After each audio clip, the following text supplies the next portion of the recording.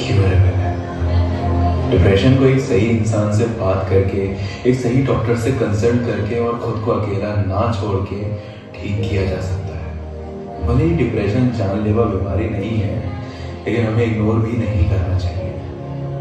अगर आपके घर में या फ्रेंड सर्किल में या फिर आसपास कोई ऐसा शख्स है जो काफी डिप्रेसिंग साउंड कर रहा है, तो उसे इग्नोर मत करिए, उससे बात करने की कोशिश करिए। अकेलापन इंसान को अंदर से बहुत खोखला कर देता है और सुसाइड जैसे कदम उठाने पर मजबूर कर देता है।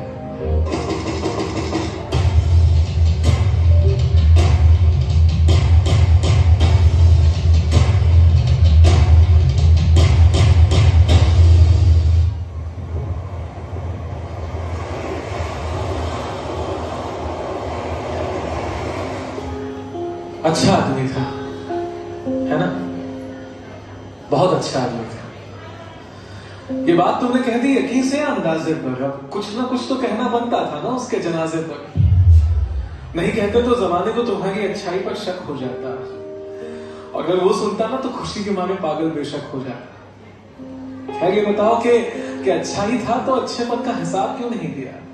वो जब पूछता कि मेरी जिंदगी में गमों के सिवा कुछ बाकी रहेगा या नहीं, और तुम हंसकर कह देते कि यार तू इसके सिवा कुछ और कहेगा या नहीं।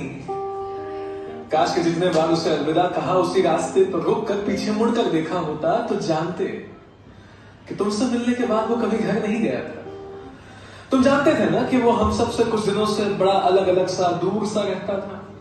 कहा तो था उसने कि मिलो, मुलाकातें करनी है, जो किसी और से नहीं कही वो तुमसे बातें करनी है। और तुम ऐसे में जिंदगी कैसे जीनी चाहिए, ऐसी बातें फर्जी भेज कर तुम्हें लगता था कि वो संभल जाएगा।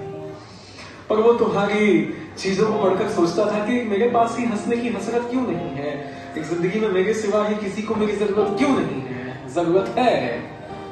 काश कि उसे एहसास दिला दिया होता, काश कि उसे एहसास दिला दिया होता, बिना मुझे गले लगाकर पास बिठा दिया होता। काश के उसके लिए ही उससे लग लिया होता, उसकी घर की दीवारों से ज्यादा उसकी उस डायरी को पढ़ लिया होता, तो जानते कि उसकी आंखों में कोई सपना नहीं था। उसके अपने बहुत थे पर उसका कोई अपना नहीं था। काश के हम में से कोई तो उसके घर पर वक्त पर पहुंचा होता, तो उसने उस दवाई की शीशी को खोलने से पहले कुछ तो सोचा होता। काश। कहते हैं रिश्ते बांधते हैं ना, तो उसके घर में वो जंजीर मौजूद थी। जिस मेज पे दवाई की शीशी थी वही माँ पापा की तस्वीर मौजूद थी। जब तक वो था तब तक तो मिले नहीं, आज आखिरी अलविदा कहने आए। खैर जब उसके कब्र पे फूल चढ़ाने जाओगे, उसकी आखिरी मिट्टी से वो आखिरी आवाज आएगी। आवाज कहेगी कि मुझ जैसे कई अच्छे लोग आज भी तुम्हारी महफिल में मौजूद हैं। तो अगली बार मेरे जैसा कोई दिख जाए तो उससे बातें करना, मुलाकातें करना, उसका दिल रख लेना, उसके घर जाकर उसे तोहफे देना और उस दवाई की शीशी को खिड़की के बाहर फेंक देना। तब शायद वो जिंदगी जीने का हौसला कर सके, तब शायद वो खुश रहने का फैसला कर सके। ये बातें हम सब जानते हैं, सबको पता है। बस आज कहना लाजमी था ताकि तुम्हें किसी के घर जाकर सफेद लिबास पहनकर ये ना कहना पड़े कि वो अच्छा आदमी था।